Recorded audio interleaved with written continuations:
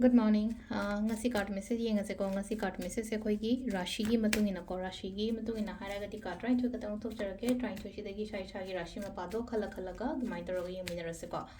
ado khoi ahan ba ko khoi ahan ba se ko card number 1 se da leire card number 2 se da leire card number 3 se da leire ko 4 5 6 7 8 9 10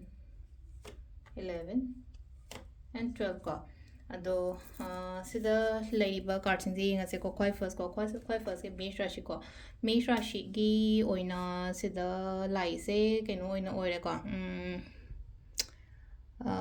mesh rashi se ngasi se ngonda mating gumba kai gumba dumai lak pa ngonda health gumba kai gumba dumai tor lai ko brisha rashi gi na sile je ko mingonda guide to ko thabain khang to matam ne ngonda yam kana gani ko mithun rashi gi oina so anoba thabain khang gumba kai gumba changa iko afaba lak pa karka rashi gi oina so chap manana tawruba thabak ta chakhot pa khot pa dumai tor lai ko singa rashi mi ne yingchen ba khochen ba ai tar kalak pa yingchen ba dumai tor le do kaina rashi gi su le no yingchen la ga su nang tawum thok dum taw ko ngonda dum kai ro kem ta sin mi yingchen la ga so aduga amana kaino ko akogi kari sina akogi tula rashi thoi nuai taba ko taba katang leibo do adu bridge rashi ko katang delay oire ko thaba inkhang taw matam da aduga dhanu gi sina aingonda phaba pau nuai ba gumba kai gumba dumai taraga lakpa oina oire ko